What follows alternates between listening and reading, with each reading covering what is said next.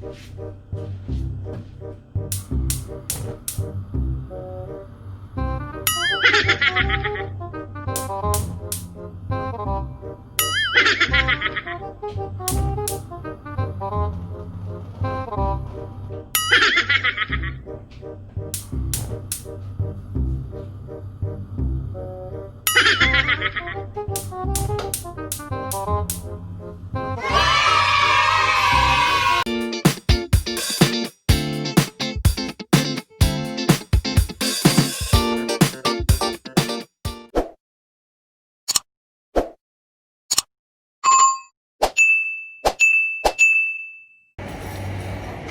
guys, it's me again. So lately, nagluluto tayo ng mga pagkain na pang main course, main dish. So this time, nakaisip ako ng lulutuin na appetizer. So, off to the grocery and we'll be back. Let's go!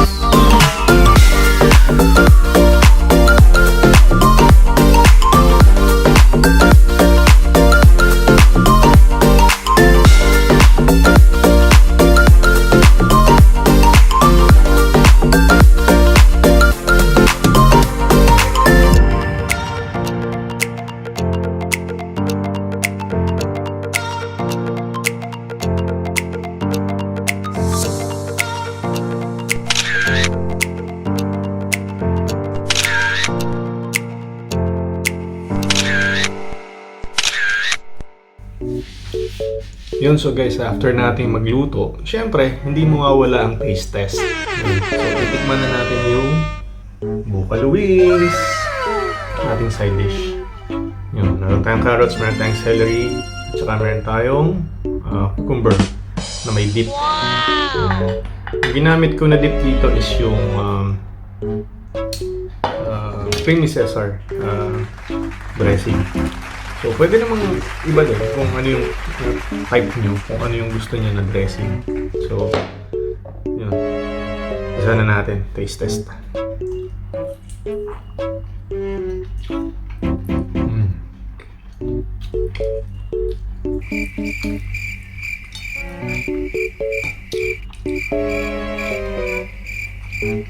Malasa naman siya.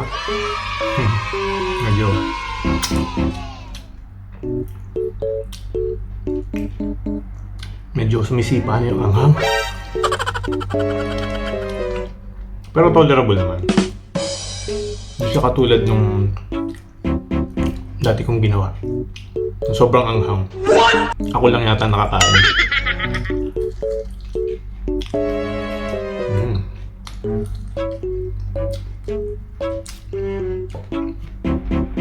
Nga pala, yung sa spices. So, syempre, timpla ko yung sinunod ko. Pwede naman kayo magdagdag. Kung gusto niyo ng mas ma-spicy siya, dagdagan nyo lang ng hot sauce or ng chili powder. Kung hindi naman kayo, or hindi naman ganun kataas yung tolerance nyo sa spiciness or sa maanghang na food, okay na yung yung pinakita ko kanina. Nasa video naman kung ano yung measurements na ginawa ko dun sa spices. So, yun. Baka kasi sisihin nyo pa ako, sabihin na sobrang anghang nung ginawa ni Mocha. Magka-almoranas pa kayo. So, ako pa masisin nyo, diba? So, tansyahin nyo na lang. Pero, yung level nitong spiciness na ginawa ko is, if I'll rate it from 1 to 10, siguro mga nasa 3 or 4 lang siya. Hindi siya ganun ka-spicy. Tama lang. Na syempre may mga kids, kung gusto ng mga kids na kumain, diba? Hindi siya ganun ka-spicy. Hindi siya masakit sa bibig, sa lalamunan. Kung halimbawa sumobra naman sa anghang yung niluto nyo,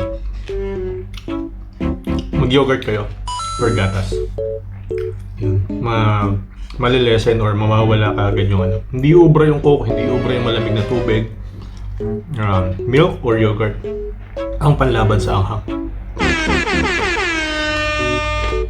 Siyempre, yan celery. Hindi natin ang dip.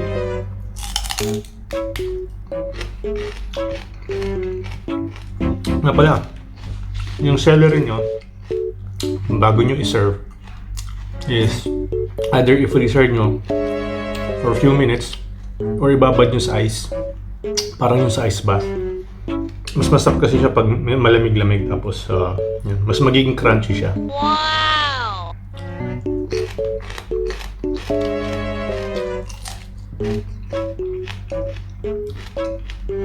Grabe. Para ka nasa restaurant. Diba? Pagkain restaurant, nasa bahay ka lang. Masarap na, nakatipid ka pa. So paano? Kain muna ako. Gayahin nyo na lang ha. Bon appetit!